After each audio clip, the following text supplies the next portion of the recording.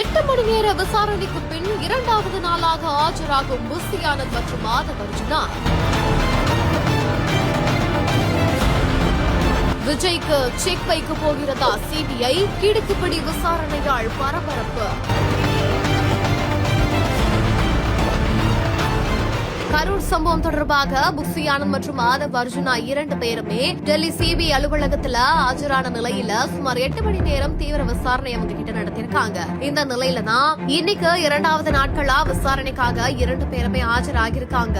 தாவேக்காவோட முக்கிய புள்ளிகள் கிட்ட விசாரணை நடத்திவிட்டு கடைசியாக தாவேக்க தலைவர் விஜய் கிட்ட விசாரணை நடத்த சிபிஐ முடிவு செஞ்சிருக்கிறதாகவும் தகவல் வெளியாகிருக்குது.